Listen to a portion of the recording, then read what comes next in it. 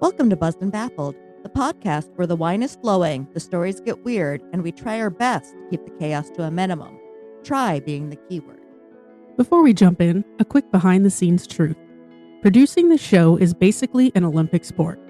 Between being the media manager, the sound engineer, the editor, and trying to control her own voice volume, which, let's be honest, Nicole's has the natural power of a small megaphone, things can get a little unpredictable. So if you hear the occasional mic spike, just know it's not your headphones. It's Nicole living her best and loudest life. Disclaimer, we're not experts. Just two curious humans with wine in hand and an enthusiasm for the bizarre. Some topics may be dark, sensitive, or downright strange, so listener discretion is advised. And remember, everything you hear is for entertainment only, so take the story seriously, just not too seriously.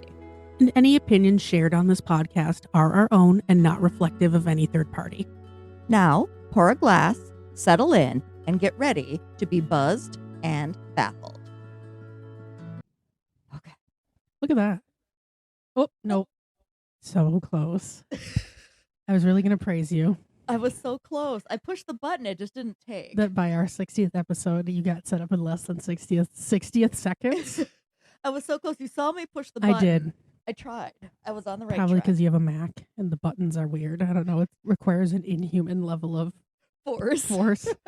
Not too much, not too little. Well, it's a good thing I'm inhuman and therefore able to utilize it. Fair. You got me there. I see a flag on the board. That's exciting for me. I know. That's one of the many things in this episode I put in just for you. I hope that's what you referred to when you said all my favorite things. Flags. Yep, that's exactly what I meant. I knew it. This is going to be wholesome. It is. Nothing terrible is going to happen, and I won't be making fun of you at all. God damn it, Nicole. But we made it to the 60th episode. We did. Somehow. It's finally older than me. Well, on paper. On paper. Yeah. Even 60 centuries isn't older than you. But we had a themed dinner. We did. And a themed wine tonight. We took a little tour of Southeast Asia with our meal. Yeah.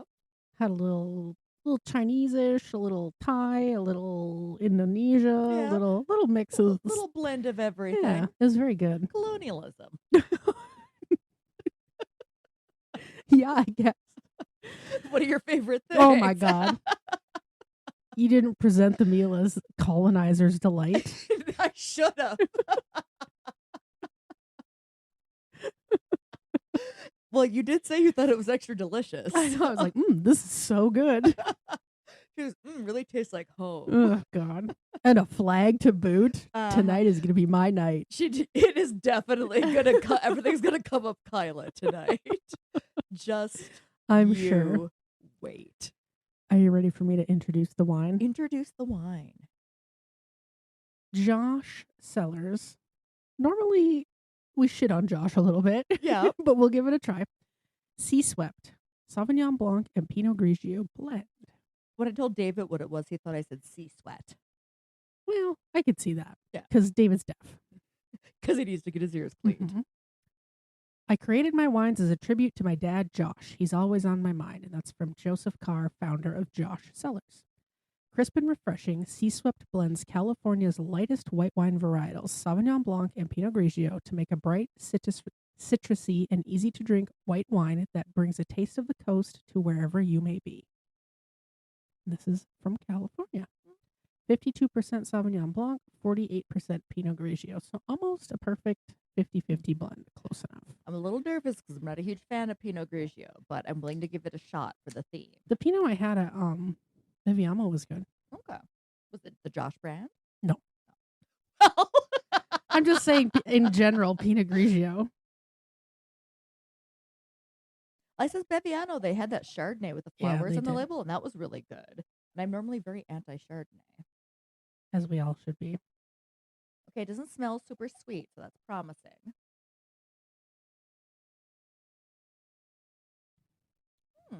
Oh, this is very light. It's very light and refreshing. Mm-hmm. Okay. This would be really. This would have went really good with like a spicy Thai dish. Mm-hmm. Yeah, it's very light. It's almost bright and lemony. Mm-hmm. This would be good with pretty much any meal, I think. Mhm. Even a dessert, you could get away with it because it's not Like too with like a dry. high-fat cheesecake or Mm-hmm. something, it'd be really good with that. Yeah. A pasta dish, Mhm. a seafood dish, or a fish dish Mhm. would be really good. Which makes sense because it's sea swept or sea sweat, if that's what you See prefer. sweat. I have entitled today's episode "The Buoyancy Limits of the White Male Ego." Oh, so there's swimming in this too. One of my other favorite things. Everything you like is in this. Except for horses. I don't think there's horses in I'm this. sure you could find a way to put it in here. Today, I am going to talk about a famous family that we have touched on in the past. This story covers one of your favorite topics.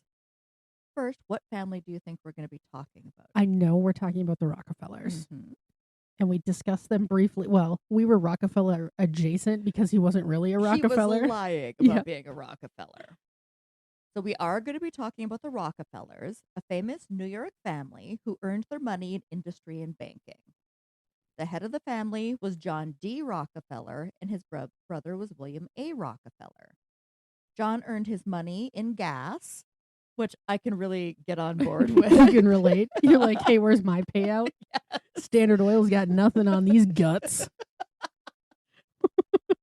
In the late 1800s and the early 1900s. And at that time, he was one of the wealthiest people on the planet. Mm-hmm. Today, we're going to be talking about his great grandson, who is Michael Rockefeller. Okay. Michael Rockefeller was born in 1938, and he grew up attending elite schools in New York. He graduated cum laude from Harvard University with a bachelor's degree in history and economics. So he wasn't just a deep wallet, he had some smarts. But not too many. Not too many. Just enough to be dangerous. Just enough. In the 1960s, he served 6 months as a private in the U.S. Army. It was voluntary, not drafted. Okay. And after his time in the Army, he decided it was time to return to his true passion, education, and learning, and he took a job with the Peabody Museum of Archaeology and Ethnology to study tribes. Oh, boy. Now, you look a little nervous right now, Kyla. Does anything I told you sound that bad? Yes. I have a feeling I know where this is going. But I put this part in here just for you because you're a flag nerd. What flag is that up there? Is that's an old flag. That's not a current flag. Mm-hmm. It's the flag of the time. Yeah. Is that the flag of I know you mentioned Indonesia before, and I'm going to use my context clues to say that was the flag of Indonesia. It is not. Is it the flag of the Philippines? Nope. Okay. I don't know because it's an old one. It is the flag of Dutch New Guinea. Oh, okay. What can you tell me about Dutch New Guinea? Well, I can tell you it's Dutch New Guinea. Dutch New Guinea. Shut up, John. I know you're laughing right now.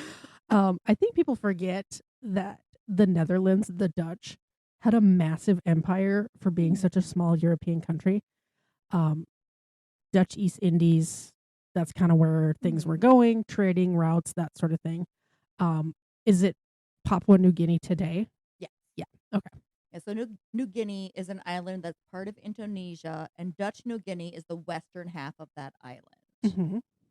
The Dutch colonized Indonesia in the 17th century when the Dutch East Indian Company monopolized the spice trade.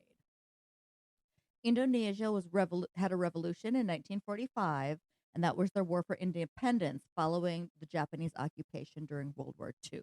Yep. So all that happened, but Michael's going there in 1961, so a little over a decade after the Indonesian Revolution. The purpose of the trip was for the Peabody Museum to study the Dani tribe. The Dani tribe were a specific ethnic group from the Central Highlands of New Guinea, specifically, is it Papua? Papua. And there are about 100,000 people who are part of the Dani tribes worldwide. The Dani survived by farming and hunting and participating in trading. And here's a picture a Dani tribal member. Okay. And for our dear readers, it is a very ethnic Mm-hmm. tribal person. This is very National Geographic. Mhm. We've got an indigenous man. Okay, that's an elbow behind him. I thought maybe it was a boob. Nope, that's a man's elbow. They're getting ready for war. Yeah, there in he's that got picture. some paint or like clay or something on him to mark his body Yeah. in a specific manner. They will occasionally have wars between villages with a focus on insulting the enemy by wounding or killing opposing members instead of capturing rivals or land. Okay. The last instance of the Dani seeking to vanquish their enemies was in 1966, and 125 people were killed. The focus of Michael's expedition was to film the warfare cycle of the Dani people in the last days of indigenous warfare within this culture. Okay. So Robert made 18. He was doing this with Robert Gardner. You see him up there carrying the camera. Yeah, he like a filmographer? Yeah, he's a documentary Okay. filmmaker. And so Robert has made 18 documentary films between 1951 and 2000. Oh, I wonder if I've seen any of his other stuff. I'll have to look it up. Michael worked as a sound engineer on this specific documentary. Okay. And you can see the stupidest man right there. That's Michael Rockefeller. I assumed. I appreciate that he's like, oh, I'm the sound guy. Never mind that my family is the wealthiest family of all time. Yeah. And see, Kyla, this isn't so bad. Oh, okay, God. I don't know what you're worried about. Uh-huh. Your very specific points where you're trying to reassure me. Lull you into a sense of safety. Now, one might ask, why does a rich kid want to go to New Guinea and make a film about indigenous people? And what do you propose is the reason? Well, I'm going to guess it's not altruism and advancing the cause of humanity. I mean, sort of not. Is it a noble cause at least? Okay. It's a rich white man noble cause. Oh, so he's like virtue signaling. So as a whole, the Rockefeller family is a supporter of the arts. That is true. Do you know what else the Rockefeller family was a supporter of?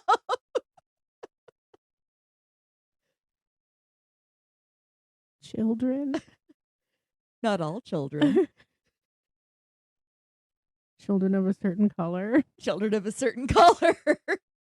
But the good news is that has nothing to do with this story. Okay. Yeah, I know you specifically like dug for that just to rub it in a little bit more. As a whole, the Rockefellers did in part support the movement of eugenics. Yeah, that's not surprising. So anyone who has watched The Gilded Age, you know that the major Riche Nouveau families were heavily invested in the arts. Mm-hmm. Michael's father was no different. He founded the Museum of Primitive Art in New York, and Michael served on the board of this museum. Okay, that makes sense why he's going around. But it's also nepotism. Oh, big time. Like, he has a bachelor's degree in art history, and now he's on the board of this major museum. Mm-hmm.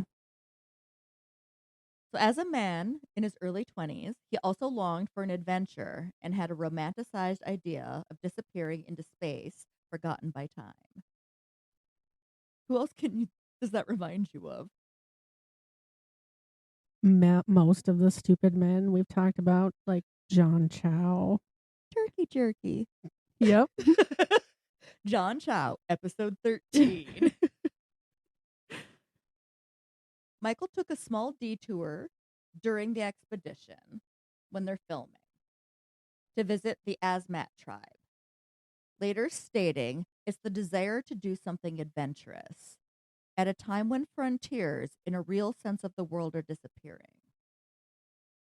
He's bored with regular life because he's never had to work for anything. Mm-hmm. It's handed to him. Mm-hmm.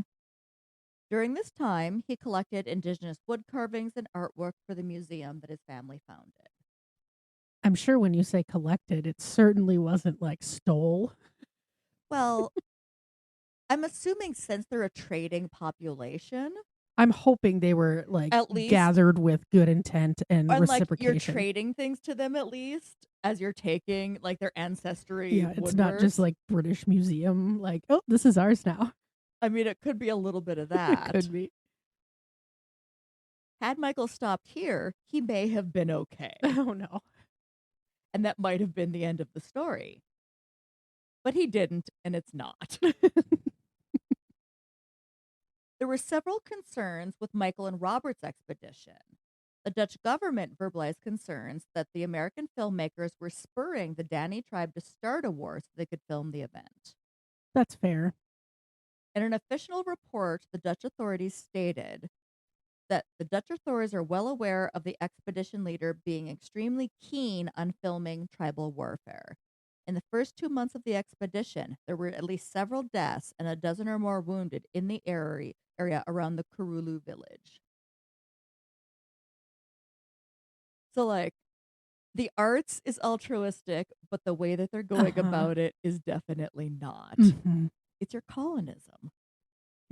Yeah. It's my urge to Uh-huh. push my culture and desire for land onto everybody else. Your culture of flags, My crossword puzzles, and podcasts. flag just has a crossword puzzle and a microphone on it. Yeah. Yep. Just like the New York Times big bad crossword puzzle book. Maybe like a quill because you have to do it in pen so you can't erase. Yeah. I do it in pencil though, because sometimes I have to erase. Well, you should because mistakes are made. Also, I don't like when the pen bleeds through the paper, which is mostly the reason I use pencil, but I digress. This has nothing to do with this podcast. Later that year, in 1961, Michael went back to the Asmat tribe with anthropologist Renee Wassing, who you see right there. He was planning a 3-month-long expedition to collect shields, painted and preserved human heads, visage poles, which are 20-foot-tall ancestral sculptures. Like a totem pole. Yeah. Okay. Since money had no value to the Asmat culture, he took a page out of Chow's playbook, and while he didn't throw fish at the tribes, he did bring tobacco, clothing, knives, and machetes to barter with. I mean, that's better than chucking a salmon at them. Yeah. Or whatever the hell fish. I'm assuming it wasn't, there's salmon in the sea? No. Okay. They're definitely not in the Indian Ocean. Okay. I don't know. It's like a bonita fish or something. I have no idea. I'm assuming it's like a swordfish or a sunfish or something. In order to travel up and down the south coast of New Guinea, Michael had to make a boat. Oh, boy. Well, I mean, he didn't have to make a boat. No, he could have just bought a boat. How do you think he made the boat? The dumbest way possible. Did he make a raft? He tied 2 native canoes together with planks and attached an 18-horsepower motor to it. Is this story about Bink? You could see the picture. It looks like something Bink would build. You can see like the long canoes, and there's like a house. There's like a house on it between them, sort of. That's a Bink special if I've ever seen one. Yes. Bink's like, don't worry, guys. Yeah. It's going to be fun. You have to show fun. that to him, and he'll be like, oh my God, that's a good idea. He'll make one tomorrow. And then I'll just bring Tom to see it. Where am I? Local missionaries warned Michael that it was unsafe, as a 40-foot catamaran was no match for 20-meter waves that could be present even up to 70 miles upstream in the rivers, and that even the locals cannot row against the tide. Yeah, so you skinny little New Yorker aren't doing much with your 18-horse Evinrude motor. No, like, it's just like, it's like blowing bubbles to like get it up the stream. But Michael had the confidence of a rich white man and decided that he knew better. Yep. Michael and Renee and 2 Papua guides took the catamaran 25 miles upstream. Just as they had been told, The catamaran capsized under the weight of the coming water. The two guides swam to shore to get help, leaving Renee and Michael within the boat. The two floated as they were pulled out to sea for a day and a night before Michael became restless. Oh no. God damn it, Nicole. Son of a bitch. They were at least 5 miles out to sea, according to Renee. Michael insisted he could make it, even though the waters were shark infested. I wonder if he had one of David's cool best improved medals. Swimming medals. Uh-huh. I can tell you, based on how the story ends, it wasn't best improved.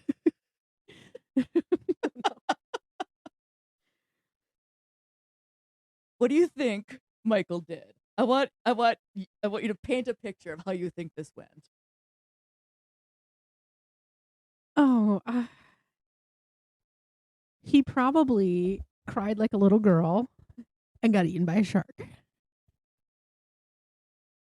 Michael took off his trousers, tied his glasses around his neck, and attached a bright red jerry can, which is a red gas can, and used it as a buoy.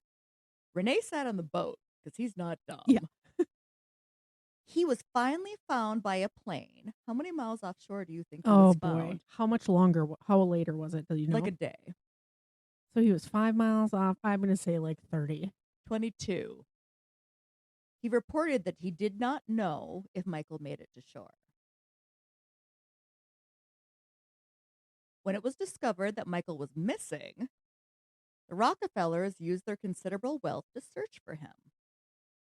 As you should. Yeah. 5,000 local residents searched swamps, mangroves along the coast, searching for Michael's remains. They never found him, and his disappearance remains a mystery. Oh. After all, we only have Renee's word about what happened. Michael was legally declared dead in 1964. But wait. Is there more? There's more. This is where we get to some of your favorite things. No one can see the glee in my eye. And the fear on mine. We really need to get a camera in here. Just like put on here, just like pointing at us. Put GoPros on our heads. Yeah. So 5 years after his disappearance in 1969, a journalist named Mitch Matchlin went to New Guinea to investigate the disappearance. And you can see Mitch up there in all of his glory. He looks loud. He does. Like, he walks into a room and he's just loud. I feel like he's a man I would have liked spending time with. He looks fun, but he looks very gregarious. Exuberant, maybe. What kind of journalism do you think Mitch specialized in? Oh, boy. I'm sure it's not great journalism. I'm gonna let you guess. Does he work for, like, Playboy or something? No, it's dumber than that. Oh, no. To give you the idea of the Pulitzer Prize winning journalism we're dealing with here, Milt popularized the phrases the Bermuda Triangle and the abominable snowman. Oh, okay. So he's into paranormal and disappearances and okay. Supernatural. Milt states that he interviewed several local missionaries and he hung his hat on one important fact. And try not to salivate, Kyla. Oh my God, shut up. But what do you think that fact is? They said they found him and ate him. Milt believed that Michael did make it to shore, and he came to the Asmat village called the Osanep. I'm probably saying that wrong. An important fact about the Asmat people, they have a cultural history of headhunting, and one of Kyla's favorite things, cannibalism.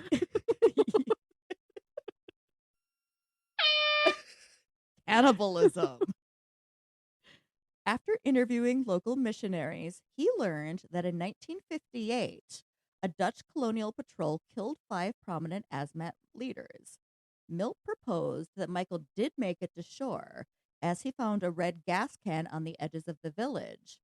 And when he arrived, the Asmat killed and cannibalized Michael as revenge for the death of their elders. That's a very likely. Now, I have to say, this is all circumstantial Well, yeah. evidence. No remains were discovered, but I know that Kyla is daydreaming about a chance Jesus Christ, Nicole. that this story is accurate, instead of thinking he drowned in shark-infested waters. I actually thought when you said he got restless that he ate Renee Wassing's body. I mean, close, but no. I had backward, and then I thought it was going to be the other way around. So, I mean, I was on the right track, just the wrong people. Yep. Milt later published a book entitled The Search for Michael Rockefeller, outlining his research and theory that Michael did not drown and was in fact eaten by the Asmat people. It's on my nightstand right now. It's not on your nightstand. Oh my God, Nicole. But I forgot there was a prop for today's episode. It's right here. And I found the only copy on the internet for purchase. Oh my God. And you can tell it is an original copy of this book. Oh my God. You are unhinged. You are an absolute lunatic. So you can put it on your nightstand and read it. There's pictures in there. Oh my God. I am going to read this post haste. I'm dropping the other book that I'm reading and I'm starting this immediately. And there's, even pictures. Oh my gosh. I cannot wait to read this actually. She forgot that there's I did. I completely props. forgot that there was a visual aid. More recently, looking at old documentary footage, some people propose that maybe he wasn't eaten by the Asmat people. You can see in a photo a Caucasian male putting into question if he was eaten or if he simply assimilated. Oh, he just joined the tribe. So here's a picture of him Okay. with the Asmat A known people. picture. Got his cameras and all that stuff. And here's a picture of the Asmat people rowing much later after he was declared dead. Yeah, that's definitely a white dude. And if you look at that picture up there, I mean, it's very likely that it is him. It's not like some other random white dude isn't just around. so open up your TikToks. Oh, yeah, I got to get my TikTok. I forgot that this was a multimedia frenzy I was on today. Okay. Hold on, I gotta find the one I sent to you. Okay. Deep within Osmond territory, he showed a group of native men, and among them, a pale-skinned, bearded white man, dressed like the rest of the tribe. The man's face is unmistakably similar to Michael Rockefeller. Was he alive and living among the Azamat people all this time? Had he been adopted by the tribe rather than eaten? The tribe may have seen Michael's bravery as a sign of strength in taking him in. Others still insist he was the victim of cannibalism, and the photo was just a look-alike. Perhaps it was a missionary, a trader, an albino tribesman. Who knows? No one knows for sure. What do you think? Was he able to escape the matrix, make it to a simpler life, instead of being the heir of a billion-dollar empire, having to face what comes with that? Who knows? I like to think he somehow escaped it all, to a simpler life.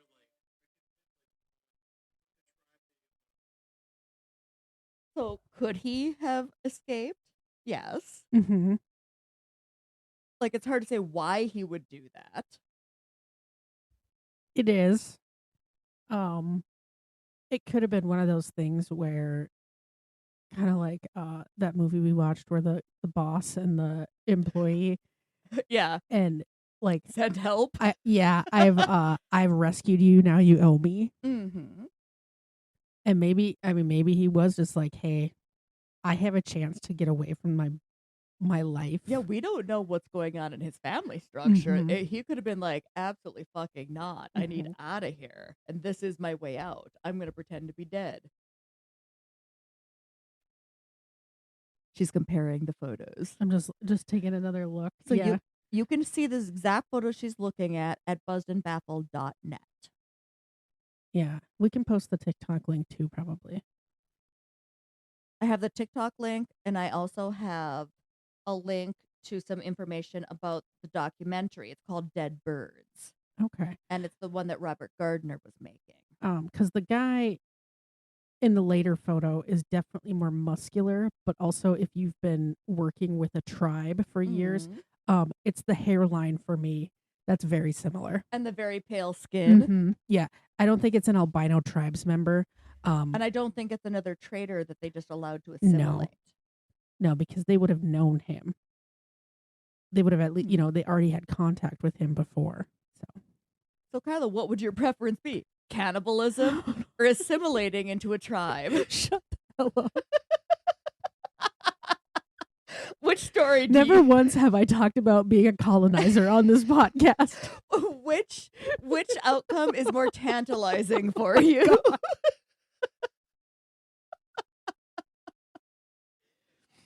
The one where he died by a shark death. Which is probably the most realistic. It is. Because this is all circumstantial. Yeah. But it's fascinating that, they had contact with these tribes. Mm-hmm. And I think it would have been difficult for them to not find him if it really was him. Yeah. Well, because I'm trying to imagine they're looking for him like a day after they found Renee. Mm-hmm. So they're searching, I'm assuming, many hundreds of square miles in the coastline. Yeah. How did they not find him within that tribe if that's where he would have landed? I think it would have been hard because, he's standing out. It wasn't like this was some pocket tribe that nobody knew and this picture surfaced 50 years later or something like that. I think they would have known that he was there right away. And so Mitch's big thing was a gas can. I'm like, there's more than one gas can on this island. And gas cans float, and it could have been the same gas can, but that doesn't mean he was attached to it when. Yeah. Like, Bink brought a gas can on a plane. Yep. They can end up anywhere. Yep. I'll have to read this book and report She's back so with my excited. book She report. Just threw her phone across the room. She's like, a whole book on cannibalism. I'm in. How did you fucking find this? I looked for it. I'm not even going to tell you how much it cost. Oh my God, do not. I hope it was $1. Oh, it was a lot more than $1. It was the only one on the internet. Wasn't there a Google Books version? Nope. It's not even signed. No, because I wanted the original copy. But I can see who owned it before. Arnold R. Rosenwasser. That sounds like a bad name. That sounds like someone else you might like. Shut up. Moving on. So that's my story. That's insane. Do I win my crown? You win your crown because you have a book that nobody else has. Because I'm crazy? Yeah. You win your crown because you're crazy.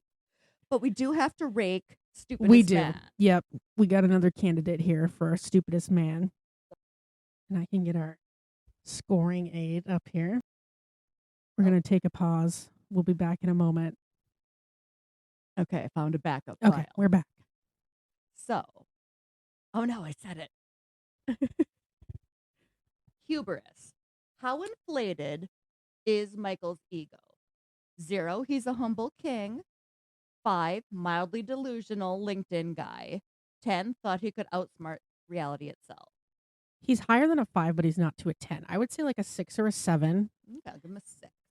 Bravado. Loud confidence, risky behavior, unnecessary flexing. 0, quiet and rational. 5, talks big, sometimes delivers. 10, all talk, catastrophic.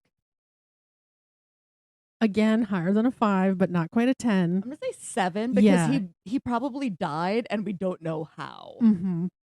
Because he's just like, oh yeah, we can, natives can't do this, but we can. Uh-huh. Sexism and misogyny, outdated beliefs, harmful actions toward women. We have no evidence. We have no evidence of that. So 0. Yep. Decision making. How bad were the choices? 0, solid judgment. 5, questionable. 10, this could have been avoided in 2 seconds. Yeah, he's a 9 or a 10. He's Yep. a 10. Don't build your own houseboat. That's not even a houseboat. You're like Yes. whack-ass catamaran. Self-awareness. Does he realize he's the problem? 0, he's fully self-aware. 5, occasional clarity. 10, 0 insight, blames everybody else. He's probably like a 7 Hmm. because we don't have a lot of evidence. I mean, obviously he's not very self-aware because that ties him with his bravado, but So what's the difference between a 6 and a 7? 'Cause I was leaning towards 6. I can go with 6. Because I don't have any evidence of him blaming other Right. people for things. He just makes really dumb decisions. I can live with 6. Because he thinks he knows better. Collateral damage. Who else suffered because of his stupidity? 0 is a harmless idiot. 5, hurt feelings and small fallout. 10, ruined lives, careers, and institutions. He's probably like a 3 because, like, I mean maybe a 5. He ruined his mother's life. Yeah, and Renee Wassing's life. It was like, what the hell? Yeah. He's at least a 5. Yeah, I think we could go 5. Yeah. Doubling down. Did he correct course or make it worse? 0, apologized and changed. 5, half apology, still messy. 10, kept digging like it's a personality trait. I think he's going to have to be a 9 or a 10 because he should have just stayed on the goddamn boat that he shouldn't have been on in the first place. And he shouldn't have gone to the second tribe. He should have started to, like, incite wars for I'm the giving gram. him a 10. So he is a 44, and I think he's lower than the previous Yes, one. so he is a certified disaster. Yep. So I'm going to save this, and I'll have to merge it with the other one that's probably on the drive at my house. Okay, yep. I just have to remember to put it back on my desktop. Mhm. I'm going to save this. Not the stupidest, but he's still a disaster. It says that it exists. Where? Well, I will have to look at this into further detail. But that's what we have for tonight, folks. Congratulations on getting your crown back. I see Solely because there's a book in my hand from the 60s. from the 60s. Because I'm a lunatic. And I was like, I wonder if I can find that book. And I didn't want to reprint. I wanted the original You one. are a lunatic. Oh my god. Also, I cannot wait to read this because it's probably really interesting. I bet you there's a lot of weird shit in there. My Midnight in the Garden of Good and Evil is going to have to go on pause for a while. Mhm. You have till October till you need that. Yep. I can pause for whatever weird ass books you randomly throw at me. And this will be the first book in our Buzzed and Baffled library. It will.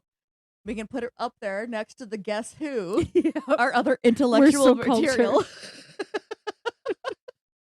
We have a wide variety of interests. We do. We're well rounded. Well done. Damn Rockefellers. I think we might be out of, I'm sure we're not out of Rockefeller stories. Oh, I'm sure we are not. Because, I mean, if we're done with the Rockefellers, then we can just move right into the Kennedys. So, That is very true. I mean, I've already hit on like my least favorite Mhm. Kennedys. So what are you going to be doing next week? I believe I'm going to do Ruby Ridge. Okay. It coming for my crown or is it No. like, okay. It's a good one. It's not going to be crown worthy. It's just it's really fascinating. It involves the FBI. It's Oh, Waco-esque, Okay. but it was near the same time that Waco was. Okay. So it's Waco-esque, but a little bit different, but kind of the FBI being where they really don't belong. I think my next one, we're going to be talking about game shows. Oh, yeah. Yeah. This was writing. I'm like, this is terrible. Yeah. To the next pour and the next plot twist. It's only episode 60, Nicole. It's okay that you don't know what our sign-off line is.